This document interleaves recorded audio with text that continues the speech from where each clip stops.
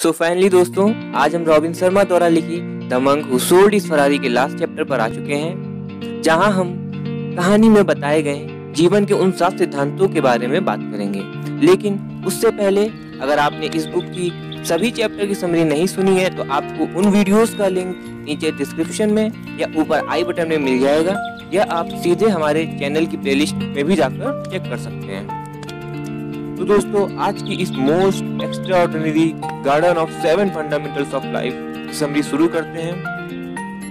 पहला सिद्धांत, हमारा मन उस हरे भरे बगीचे की तरह है जिससे हम डिसाइड करते हैं कि हम अपने बगीचे को कितना प्रोडक्टिव, या यूं कह लें कि हमें उसे कितना उपजाऊ बनाना है। अगर हम अपने बगीचे की सही ढंग से देखभाल नहीं करेंगे तो हमारा बगीचा कभी उपजाऊ नहीं होगा।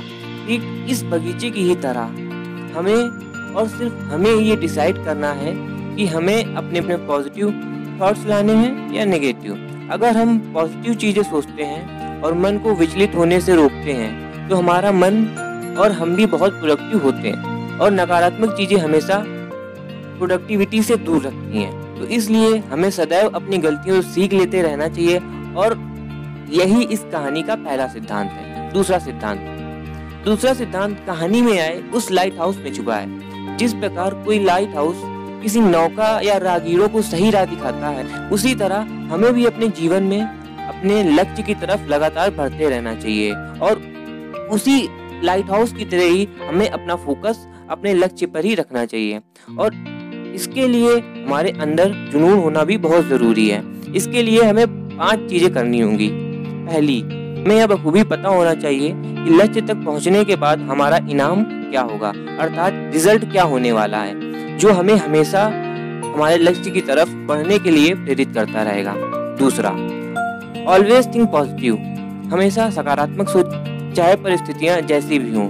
यह हमें बीच रास्ते में भटकने से रोकेगा और लक्ष्य की तरफ बढ़ने के लिए हमेशा प्रेरित करता रहेगा।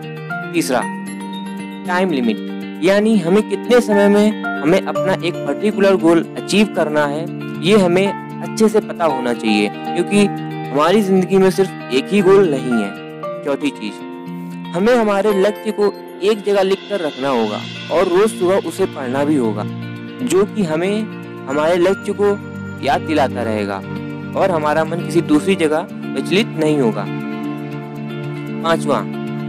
पांचवी चीज, हमें ये सब काम 21 दिन तक लगातार एक ही टाइम पर डेली करना होगा, जिससे कि यह हमारे डेली लाइफ का एक अहम हिस्सा बन जाए। तीसरा सिद्धांत, इस कहानी का तीसरा सिद्धांत उस सुमो पहलवान में छिपा है। किसी सुमो पहलवान को अपनी सेहत और अपनी खुराक का ख्याल रखना पड़ता है। ठीक उसी तरह हमें अपने जीवन में मेहनत के साथ साथ अनुशासन और मन पर भी काबू रखना आना चाहिए।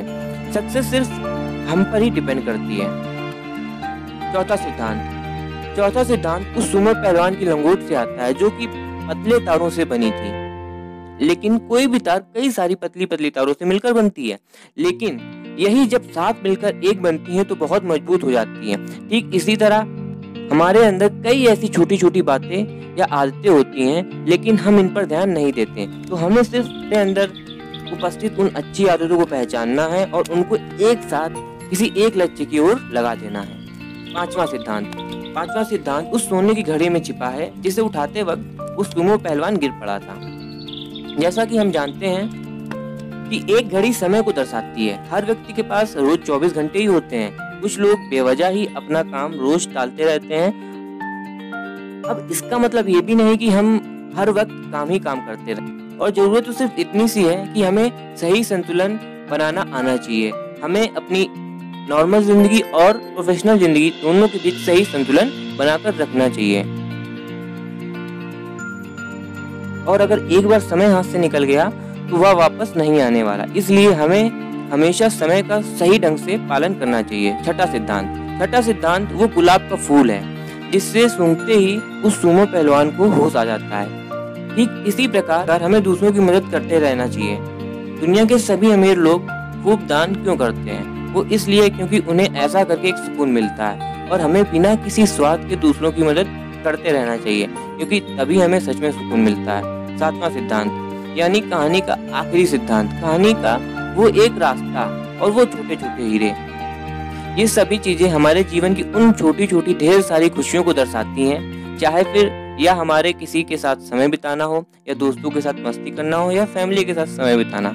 लेकिन हम अपने पास्ट के बारे में सोच कर या भविष्य की चिंता करते करते हम अपने आज को ही जीना भूल जाते हैं। तो दोस्तों, the monk who sold his Ferrari की समरी जीवन के इन 7 सिद्धांतों के साथ खत्म होती है। तो आपको हमारी ये हिंदी समरी कैसी लगी, प्लीज आप कमेंट बॉक्स में कमेंट करके हमें जरूर बताएं। और अगर आपके कुछ सुझाव हों तो आप कमेंट करके बता सकते हैं। और अगर आपको हमारी वीडियोस पसंद आती हैं तो हमारे चैनल को सब्सक्राइब और शेयर करना ना भूलें। तो अब मैं आपसे किसी और गुड समरी में मिलूंगा। Actually have a good day and bye bye.